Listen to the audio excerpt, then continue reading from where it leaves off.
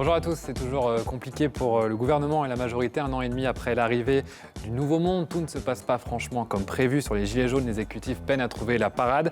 Emmanuel Macron veut transformer la colère en solution, comme d'autres avant lui, l'eau en vin. Vaste programme, et puis quel bilan pour le parti présidentiel, quel avenir également. On en parle avec Jimmy Brumand, le responsable des Jeunes avec Macron du Rhône. C'est parti pour Face à Face.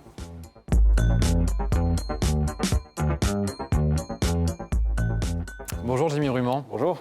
Parler des Gilets jaunes, comment ça va se finir cette histoire selon vous ? Pour commencer, je trouve que c'est un mouvement qui est intéressant.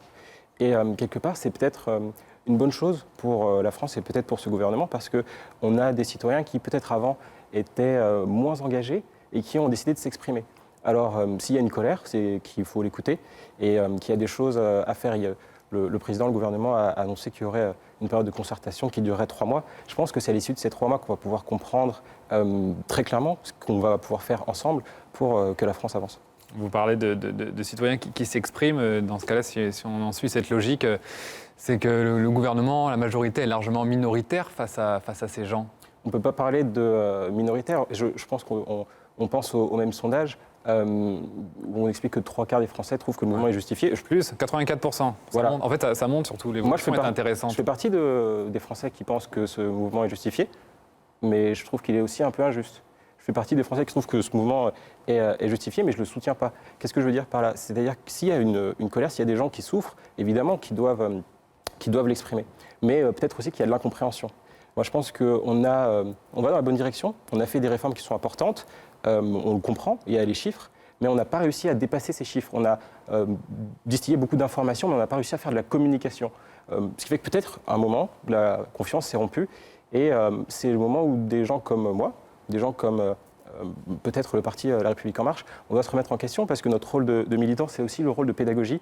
Et peut-être qu'on n'a pas su le faire parce qu'on est tous encore peut-être un peu novices en politique et on a cru que faire les choses, changer les choses, ça serait le meilleur argument pour dire, regardez, nous, on n'a pas attendu d'aller sur les plateaux télé pour vous expliquer, on a fait les choses, on est allé sur le terrain pour travailler et on pensait que ce serait le seul argument. On pensait que l'information servirait à changer la réalité, servirait à changer aussi les esprits. Et finalement, ce n'est pas le cas. Il faut faire de la communication au-delà de ces actions pour qu'on les comprenne. Aujourd'hui, je pense que ça n'a pas été compris. Et peut-être qu'on en paye aussi le prix. Donc, c'est un mouvement qui est justifié. Mais je pense qu'il est aussi injuste. Et c'est quelque chose qu'on doit réparer, nous, en tant que militants, en tant que soutien du gouvernement. Vous parlez de pédagogie, c'est le mot qu'on entend beaucoup dans la bouche de tout le monde, de la majorité du gouvernement depuis plusieurs semaines. Mais est-ce que c'est pas arrogant de toujours penser que ce sont ces gens-là qui ne comprennent pas finalement ? Est-ce que ça ne serait pas le pouvoir qui ne comprend pas cette colère ? Je pense qu'effectivement, il y a un problème de communication. La communication, ça va dans les deux sens. Il faut savoir écouter. Je pense qu'on a des députés qui font un travail formidable, qui sont sur leur territoire. Il y a de l'ancrage à construire encore. Partout, moi, je m'occupe du mouvement de jeunesse dans le Rhône. Je pense que la jeunesse dans le Rhône, elle est écoutée. Ce qui s'est passé, je vais vous donner un exemple. Quand je parle de pédagogie, c'est pas pour dire les gens ne comprennent pas, ils sont pas assez intelligents pour comprendre. C'est pas du tout ce que j'essaie de dire. Par contre, peut-être qu'ils comprennent, mais justement que ça ne leur convient pas. Je vais vous donner un exemple très simple. En septembre, il y a eu un plan contre la pauvreté, un plan pour la pauvreté qui a été annoncé par le gouvernement. C'est un plan qui est fantastique, qui a été applaudi par toutes les associations qui sont dans ce milieu-là. C'est très rare quand même d'avoir un consensus quand on s'occupe de sujets aussi graves. Qu'est-ce qui s'est passé ? On s'est dit, super, on va le mettre en place. Nous, en tant que mouvement de jeunesse, est-ce qu'on a communiqué dessus ? Est-ce qu'on a fait des vidéos ? Est-ce qu'on a essayé de montrer à tout le monde ce qu'on avait fait, de capitaliser dessus ? Non, on a été travailler sur le service national universel. Qu'est-ce qu'on a fait après ? Est-ce qu'on s'est dit... on va parler de la baisse de la taxe des habitations, qu'on va parler de la disparition de la cotisation pour les étudiants, 217 € de pouvoir d'achat en plus. Pour les étudiants, on l'a fait faiblement, mais on est allé sur le terrain pour aller demander aux jeunes ce qu'ils voulaient pour l'Europe, parce qu'il y a des élections à préparer. Et donc, notre méthodologie, notre ADN, et c'est la raison pour laquelle j'ai rejoint En Marche, c'est de toujours consulter les gens, de co-construire avec eux, les mettre autour de la table, et après d'agir. Et peut-être qu'en fait, il faut qu'on revoie cette méthode et qu'on rajoute une quatrième étape, mais c'est en fait après de communiquer. C'est après de transformer cette action en capital politique pour expliquer aux gens, pour qu'ils puissent avoir une vision de ce qu'on fait, qu'ils prennent le cap qu'on a décidé de prendre ensemble. Mais au-delà de la communication, du capital politique, est-ce que Est-ce que c'est pas aussi arrogant de se réjouir, de dire on a fait des choses qui sont saluées par tous les gens du secteur, donc c'est bien, on ne peut pas nous faire de reproches, parce que pour le coup, le plan pauvreté, d'autres sujets, même la taxe d'habitation par exemple, personne dans ces gilets jaunes ne la remet en cause, mais ils vous disent à côté de ça, on a d'autres problèmes qui sont bien plus importants. C'est pour ça que j'ai commencé en disant que je pense que c'est un mouvement qui est justifié. Il y a des choses qui sont importantes et je vais reprendre ce que j'ai expliqué sur notre méthodologie, c'est-à-dire consulter, co-construire et ensuite agir. Finalement, ça a été fait sur la réforme pour le travail, pour la loi travail, pardon, ça a été fait pour la SNCF, et on se rend compte que finalement, on ne l'a pas fait à ce moment-là. Et donc peut-être aussi que c'est une erreur. Il faut être humble, il faut se rendre compte qu'il y a peut-être des choses qui n'ont pas été faites correctement, et il faut les corriger. Donc ces 3 mois-là, on aurait évidemment dû les prendre avant. Il y a des mesures qui auraient probablement dû être prises avant, mais c'est facile de refaire le match. Aujourd'hui, est-ce que pour la première fois, par exemple, on peut imaginer que le gouvernement fasse marche arrière et l'assume. Mais alors, faire marche arrière sur quoi? Pas vraiment la marque de fabrique. Faire marche arrière sur quoi? Dire par exemple, on abandonne la taxation, la hausse de la taxation du carburant, par exemple. La question, c'est quel cap on prend ensemble pour changer les choses. Si on essaye de dire, pour faire plaisir à quelqu'un ou pour remonter un peu dans les sondages, on fait ça, c'est exactement... Pour faire plaisir à quelqu'un, c'est pour faire plaisir à 84% qui estiment que c'est injustifié. L'objectif, c'est pas de remonter dans les sondages et de gagner une prochaine élection. Si c'est ça, la politique, je ne veux pas être un bon politicien. L'objectif, c'est de transformer la France pour que mes enfants, nos arrière-petits-enfants, vivent dans une France qui ait une meilleure vie que la nôtre. C'est ça l'objectif. Donc, peut-être qu'à court terme, ça peut coûter cher dans les sondages, mais la question, c'est quel cap on prend ensemble. Donc, mettre les gens autour de la table, je pense que ça n'a pas été fait pour ces mesures-là. Et évidemment, c'était une erreur. Et je pense qu'elle est en train d'être corrigée. Donc il faut aussi être humble, reconnaître quand il y a des erreurs qui ont été faites par le gouvernement. C'est un soutien qui est critique. Sinon, on n'a aucun intérêt à être en politique. Il faut s'améliorer, se remettre en question. Mais je pense que les annonces qui ont été faites par le président, elles sont les bonnes.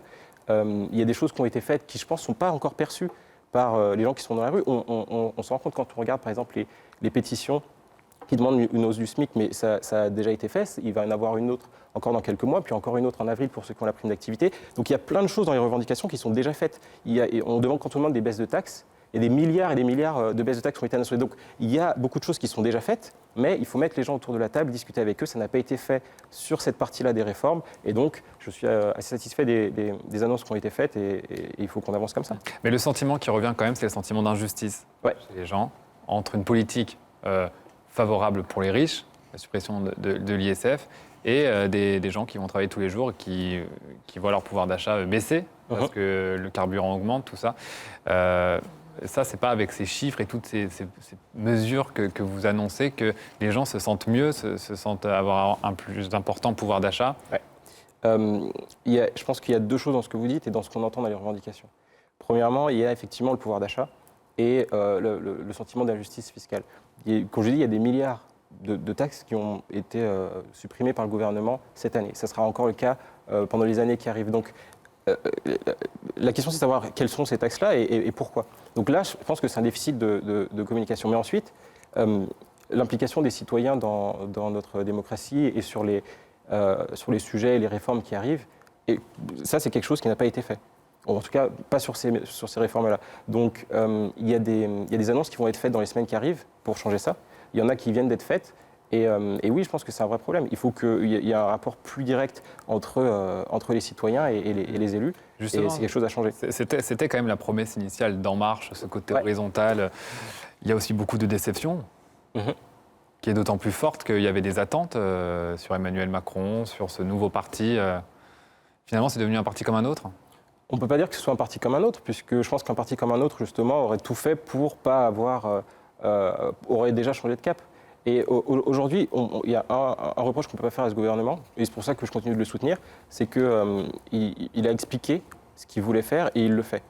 Maintenant, s'il y a des manquements, il faut les corriger, évidemment. Mais ce que je pense qu'ont fait tous les autres gouvernements avant, et qui peut-être nous amène dans une situation très complexe aujourd'hui, c'est que dès qu'il y a une manifestation, dès qu'il y a une contestation, on change tout. Et du coup, on ne sait plus où on va. Mais quand vous dites que le gouvernement sait ce qu'il fait et le fait, va jusqu'au bout, est-ce qu'il n'y a pas aussi un sentiment de nous, on sait les choses, on sait comment faire? Le cap, c'est de dire qu'il faut que quand on travaille en France, le travail soit mieux rémunéré. et que s'il y a quelque chose à taxer, ça sera... Oui, mais enfin là, c'est un peu le serpent qui se mord la queue, parce que si Pourquoi le pouvoir d'achat des Français diminue, Le pouvoir d'achat des Français a augmenté toute cette année. c'est pas ce que les gens disent. Oui, alors il y a la perception, mais il y a la réalité. Et aujourd'hui, moi je suis pas... Oui, mais en- la consommation et le pouvoir d'achat, c'est quand même une forte idée de perception avant tout, quand même. Vous réussissez. Je ne pense pas que je serais en capacité de vous convaincre tout de suite que tout ce que Emmanuel Macron a fait et le gouvernement a fait est formidable, puisque ce que je vous explique justement, c'est qu'on a peut-être ce défaut de communication, puisqu'on est tous un peu nouveaux dans ce domaine-là. Par contre, ce qu'on constate, c'est qu'entre 2008 et 2016, le pouvoir d'achat effectivement a baissé. Et là, en 2018, il n'y a jamais eu autant de pouvoir d'achat qui a été rendu aux Français. Ça, c'est les faits. Est-ce que c'est perçu correctement? Non. Est-ce que c'est de notre faute? Évidemment. Donc ça, c'est quelque chose sur lequel on doit travailler.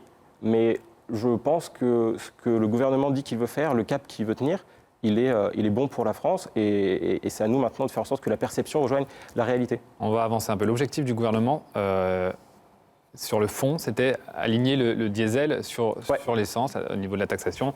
On est d'accord, la différence n'avait plus aucun sens. Mais pourquoi toujours le faire vers le haut? Pourquoi ça n'aurait pas été, par exemple, de baisser la taxation sur l'essence?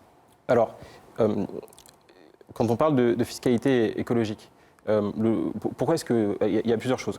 Premièrement, le signal prix, c'est quelque chose qui va permettre, par exemple, aux constructeurs de dire si on continue de faire des voitures qui consomment autant, on ne va plus pouvoir les vendre.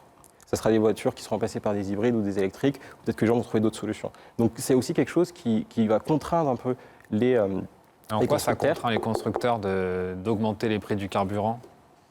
Plus le coût du carburant augmente, plus on est obligé d'avoir des voitures qui sont économes si on veut pouvoir en vendre. Ça, c'est la première chose. Deuxièmement, on ne peut pas changer les habitudes des gens si on dit, bon, bah, personne ne s'y met, mais on a tous envie de changer. On est tous d'accord pour dire qu'il faut changer, mais on ne va pas s'y mettre parce que sinon ça coûte cher. Là où il y a quelque chose qu'il faut évidemment faire, et effectivement ça aurait dû être fait plus tôt, c'est qu'il y ait un accompagnement social. S'il y a des gens qui sont déjà dans des pièges, qui sont déjà dans les difficultés, on ne peut pas dire bah, c'est à vous de payer. Évidemment que non. Évidemment que c'est pas ce qu'il faut. Mais dans les faits, c'est quand même ce qui se passe. Et oui, je suis d'accord avec vous. Et c'est pour ça qu'il y a des mesures d'accompagnement social qui, à mon avis, ont été prises trop tard. Il faut aussi être humble et critique par rapport à l'action d'un gouvernement, même quand on le soutient. Donc ça, c'est évident. Ça, c'est évident. Maintenant, quand on augmente le prix, quand on augmente les taxes sur les carburants fossiles, ça veut dire quoi? Ça veut dire qu'on est engagé à en sortir, comme ce qu'on fait sur la cigarette. Tout le monde est d'accord pour dire que la cigarette, ça coûte cher à la société. Ça, c'est l'argument écologiste. Mais les gens, n'y croient pas. Pour eux, c'est un prétexte pour augmenter encore les taxes. 3 milliards d'augmentation des taxes sur les carburants, il y en a seulement 500 millions qui vont à la transition écologique. Il n'y a pas une entourloupe quand on voit ça? Donc pour vous, en fait, quand on affecte du budget au gouvernement, c'est une entourloupe? Quand on va utiliser cet argent-là pour financer... On augmente la taxation sur les carburants pour la transition écologique, mais sur ces 3 milliards d'augmentation, il y en a seulement un sixième qui va à la transition écologique. Pourquoi pas donner ces 3 milliards à la transition écologique? Peut-être que ça serait plus compris. Attendez, qu'est-ce qu'on met dans la transition écologique? Quand je vous explique qu'il faut qu'il y ait plus de transports en commun, justement dans ces zones qui sont parfois enclavées, c'est avec cet argent-là qu'on va le faire. Quand le budget pour la transition écologique n'a pas été aussi élevé depuis très longtemps. Donc la question, c'est de savoir, effectivement, on augmente les taxes. Il y a des taxes qui sont là depuis longtemps et qui servent à financer les hôpitaux qui ont besoin de plus de moyens, les écoles, les universités qui ont besoin de plus de moyens. On ne va pas dire on enlève tout pour financer uniquement la transition écologique, ça n'aurait aucun sens. Non, mais là, c'est les 3 milliards supplémentaires. Hein, c'est plus. Maintenant, tout ce qu'on va affecter au budget de l'État, c'est quand même des choses qu'il faut rappeler. Quand les gens disent l'État s'en met plein les poches, mais l'État s'en met pas plein les poches. L'État, il récolte de l'argent qu'il va investir dans les services publics. Des services publics que justement on a besoin pour faire cette transition. Même si demain, le gouvernement offrait, allez, soyons généreux, une voiture électrique à chaque Français, elle n'aurait pas tous les moyens de se recharger. On manquerait d'électricité, il faudrait doubler le nombre de centrales nucléaires actuelles. Exact. Donc, c'est même pas la solution en soi. Alors, les bonus écologiques actuellement, ils ne sont pas uniquement sur des voitures électriques, ils sont aussi sur des voitures hybrides et surtout sur des voitures diesel, et des voitures diesel qui sont récentes et donc qui ont des filtres à pollution qui nous permettent d'éviter ces 48 000 morts qu'on a tous les ans. Et je ne crois pas qu'il y ait beaucoup d'autres phénomènes qui créent autant de morts. Toutes les 10 minutes, on a commencé à parler il y a 10 minutes, ça y est, on peut compter une personne en plus qui est décédée à cause de ces pollutions-là. Ça, c'est quelque chose que même en passant vers du diesel, avec des voitures qui consomment moins, qui réduisent notre dépendance aux énergies fossiles et qui polluent moins parce qu'ils ont les bons filtres, bah on peut sortir de ça.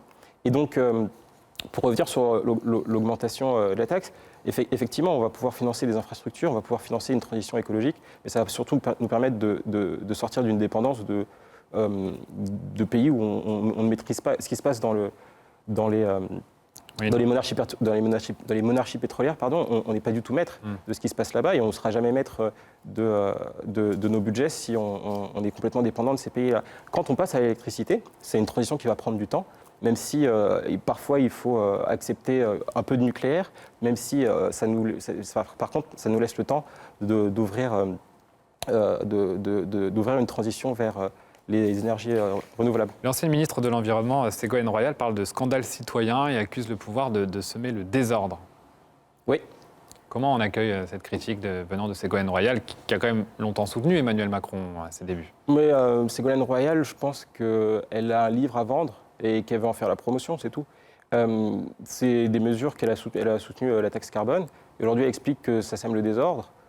Mais en même temps, elle fait des affiches un peu partout pour prendre son livre. Donc je pense que c'est un peu malsain de sa part et c'est pas très honnête vis-à-vis de ses convictions écologiques et des gens qui s'intéressent à son action. Mais je pense qu'on ne retiendra pas vraiment ça de Vous pensez que ce n'est pas une voix qui est entendue quand même, Ségolène Royal, aujourd'hui? Je pense que Ségolène Royal... Je crois qu'elle a quand même acquis une certaine popularité. Je pense que Ségolène Royal s'est trahie en disant ça. Et ça m'attriste un peu parce que je pense qu'elle a fait des belles choses pour l'écologie, vraiment.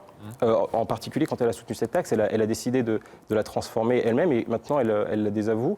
Je pense que c'est simplement pour revenir sur le devant de la scène et vendre quelques livres de plus. À mon avis, c'est bas et ça lui coûtera peut-être un jour. Je suis assez déçu de ça de sa part, hein, vraiment. Au sein de la majorité, il y a quand même aussi des voix qui s'élèvent de plus en plus et qui demandent notamment une pause sur la hausse des taxes, annuler la nouvelle augmentation qui doit arriver en janvier. Est-ce que vous n'avez pas peur que c'est un phénomène qui prenne de l'ampleur? Alors, c'est même de la majorité, c'est quand même un signal. La majorité, elle a annoncé qu'elle suivrait le gouvernement et le gouvernement a annoncé que pendant 3 mois, on allait discuter avec les citoyens pour savoir comment est-ce qu'on pouvait faire cette transition écologique sans qu'il y ait trop d'impact social. En 3 mois, ça sera trop tard pour les nouvelles hausses des taxes de janvier. Mais on a des échéances qui sont bien plus longues que 3 mois. On parle de transition écologique. On ne peut pas prendre 3 jours pour se concerter. C'est impossible. Enfin, ou alors on ne serait pas sérieux.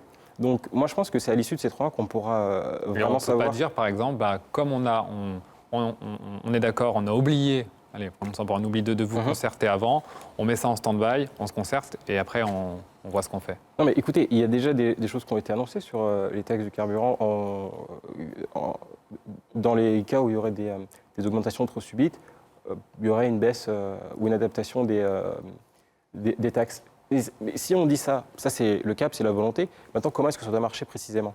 C'est à l'Assemblée, aux députés, de travailler là-dessus. Donc ils vont aussi avoir leur mot à dire. Et pour aller plus loin, tous les citoyens seront invités. Donc, moi, je pense qu'il faut aussi qu'on se dise que le message a été entendu maintenant et qu'il faut s'organiser pour communiquer intelligemment. Est-ce que vous vous souvenez des critiques de Gérard Collomb peu de temps avant sa démission, notamment sur le défaut d'humilité? Oui, j'en souviens très bien. Ouais. Il avait raison? Je pense qu'on peut aujourd'hui se rendre compte qu'il y a eu un défaut d'écoute sur cette mesure. Mais là où je me félicite qu'on ait un président et un gouvernement qui soient pragmatiques, c'est qu'ils ont décidé, tout en gardant un cap qui est juste, ils ont décidé d'écouter. Donc les choses vont dans le bon sens. Mais c'est intéressant parce que je vous parle de Gérard Collomb, de politique, de ses critiques sur la politique. Vous me parlez de pragmatisme. Est-ce que justement le pragmatisme, c'est pas l'antipolitique? Mais moi, j'ai jamais fait de politique avant et c'est peut-être aussi un peu pour ça. C'est-à-dire que beaucoup d'ailleurs de exactement. Marche. Et c'est peut-être pour ça aussi. Est-ce que c'est ça le problème? De quoi? D'être pragmatique? Ouais, non, ces gens qui n'ont pas fait de politique avant. Moi, je pense qu'il y a beaucoup d'écumes politiciennes. Quand on parle de pragmatisme, en gros, on dit il n'y a pas de débat à avoir. La solution, c'est ça? Non, ça, on ne peut pas dire ça. Non, je ne suis pas d'accord avec vous. Ce n'est pas ni ce que j'ai dit, ni ce que j'ai voulu faire comprendre. Simplement, quand on va arriver peut-être à la fin des 5 ans ou peut-être après, on va se rendre compte que ce qui a été fait est correct. Et c'est une conviction et on le voit aujourd'hui. Ceux qui s'y intéressent sérieusement et qui regardent les choses avec expertise se rendent compte que ça va dans le bon sens. Donc aujourd'hui, il y a de l'écume qu'on peut estimer être politicienne. Moi, ce n'est pas pour ça que je me suis engagé en politique. Sinon, j'aurais peut-être j'aurais peut-être eu un autre type d'engagement. Mais moi, j'ai rejoint ce mouvement et j'ai eu envie de rejoindre un mouvement pour changer la France. Si c'est pour faire des belles vidéos qui buzzent bien ou pour faire des phrases qui résonnent très bien mais sans résonner avant, ça n'a aucun intérêt. Par contre, quand on voit que les choses vont dans le bon sens et qu'on arrive à transformer la Et France... ça, quand on parle de bon sens, on dit c'est le sens de l'histoire, on tranche tout débat en disant le pragmatisme, c'est de faire ça, c'est le bon sens. Aller dans le bon sens, c'est faire en sorte que quand on travaille, on gagne sa vie avec son travail et que ça aille de mieux en mieux. C'est pas totalement le cas aujourd'hui parce que effectivement, il y a beaucoup de taxes. Moi, je suis d'accord avec ça, il y a beaucoup de taxes. Mais ce que demandent les gens, c'est qu'il y en ait de moins en moins, et il y en a déjà de moins en moins. Donc c'est pour ça que je me permets de dire que ça va dans un sens qui est positif. Je parlais de Gérard Collomb, qui est de retour à Lyon. Est-ce que c'était ça aussi la promesse de renouvellement et le renouvellement des méthodes ? Quand on parle du renouvellement, on parle du renouvellement de la façon de travailler. Et je vous en ai parlé avec notre méthode qui, à mon avis, est imparfaite. Il va falloir qu'on la révise ou qu'on l'applique avec un peu plus de Sur le cas Gérard recul. Collomb. Et sur le cas de Gérard Collomb, écoutez, on fait de la politique différemment, mais regardez le gouvernement dans sa globalité. Il faut évidemment des gens qui ont de l'expérience, surtout à des postes clés comme celui de ministre de l'Intérieur. Et il faut des gens qui apportent aussi une expertise et une fraîcheur. Je pense par exemple à notre ministre de l'Éducation, M. Blanquer, qui fait un travail formidable et qui n'était pas du tout... Et sur Gérard Collomb, il n'y a rien qui vous surprend, qui pourrait vous interpeller quand même Qu'est-ce que vous... dites les choses, son expérience, peut-être, avoir besoin de le renouvellement des personnes, des élus. Oui, c'est quelqu'un qui a de l'expérience. Maintenant, écoutez, il est revenu à Lyon, il a dit qu'il voulait aller à Paris pour aider notre président. Il a dit aussi qu'il voulait revenir à Lyon, il a fait ces deux choses-là. Maintenant, on verra ce qui va se passer. Pourtant, il ne souhaite pas se présenter avec l'étiquette La République En Marche. C'est quoi? C'est que c'est plus autant séduisant qu'avant? Je ne sais pas, il faudra lui poser la question. Moi, je m'occupe du mouvement des jeunes avec Macron. On n'a pas beaucoup parlé des jeunes aujourd'hui, mais on a un mouvement qui est indépendant. On regarde très attentivement tout ce qui se passe et on soutiendra tout ce qui ira dans la direction du progressisme. Je pense mais que ça vous déçoit que celui qui aspire à être de nouveau maire de Lyon, enfin il l'est, mais à être réélu dans quelques mois, ne souhaite pas porter l'étiquette La République En Marche que vous portez? Écoutez, vous savez comme moi... Ce qu'on a dit, on a appelé la capitale du macronisme. Vous êtes bien informé, vous saviez que quand Gérard Collomb était au PS, il a fait la même chose. Il n'a pas utilisé l'étiquette PS, puisque l'objectif, c'est de rassembler largement. Oui, mais enfin, on dit que Lyon est la capitale du macronisme, alors ça peut quand même poser des questions. Certes, et moi, ce que je vous dis, c'est qu'il y a deux choses. Premièrement, Gérard Collomb, il rassemble sur une étiquette systématiquement, il a toujours fait ça, c'est pas nouveau, qui est différente, c'est-à-dire autour d'un projet. Et nous, ce qu'on fera, les jeunes avec Macron, c'est qu'on regardera si ce projet est constructif, et là, on soutiendra s'il l'est. J'ai aucun doute sur le fait qu'il le soit, je lui fais confiance. Il y a aussi d'autres personnes qui veulent aller dans cette direction-là. Et s'il y a un candidat que la République En Marche soutiendra, moi j'ai confiance pour me dire que ce sera un candidat qui ira dans ce que j'expliquais juste avant, être de la bonne direction. Et nous, les jeunes avec Macron, on soutiendra ce candidat-là. S'il y a quelque chose que le nouveau monde a hérité de l'ancien, c'est peut-être les petites combines, l'élection du prochain patron de votre parti dans quelques jours. Il y a deux candidats. Pourquoi vous parlez de combine? Parce qu'il y a un vrai candidat, un faux qui est là, histoire qu'il n'y en ait pas qu'un seul. Non, je suis pas d'accord avec vous. Il y a quelqu'un il y a eu plusieurs personnes sur la ligne de départ. Il y en a un qui a engrangé beaucoup de soutien très vite. Alors vous nous dites aujourd'hui il y a un suspense insoutenable, on ne sait pas. Il n'y a pas de suspense insoutenable. Je pense qu'on a tous les deux le nom du prochain patron. Mais au départ, ce n'était pas le cas. Au départ, ce n'était pas le cas. Il y a des alliances qui se sont créées, il y a des soutiens qui se sont manifestés. Et, il y en a qui se sont rangés. Il y en a qui se sont rangés, mais pour avoir vu les choses un peu de l'intérieur, je peux vous dire qu'on n'a pas su dès le départ. Donc non, ce n'est pas des magouilles politiciennes du tout. Par contre, savoir avec qui on avance et créer un consensus autour de soi, c'est évidemment quelque chose qu'on fait quand on fait une campagne.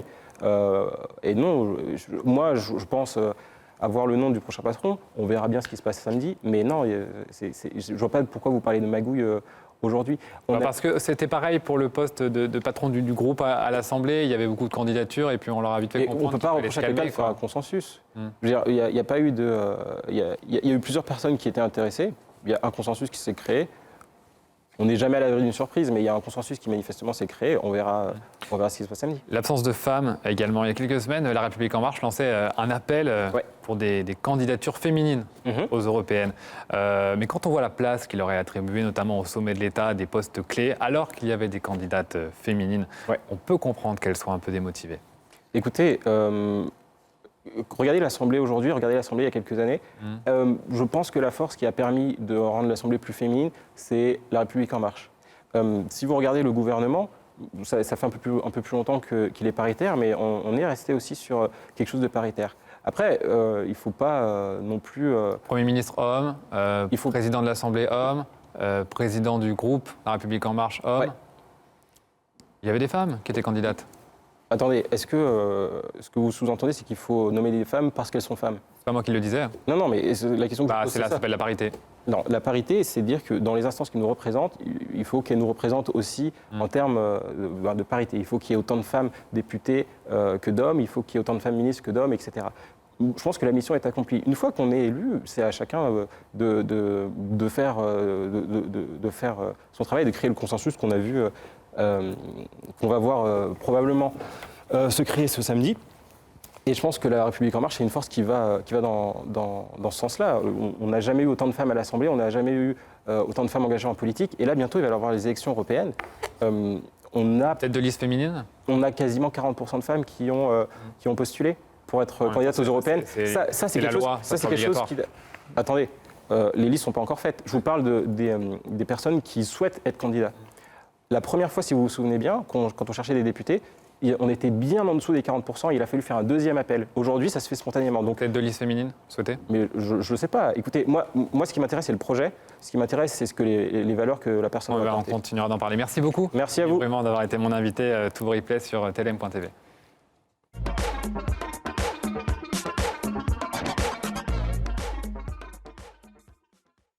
Ils sont à l'origine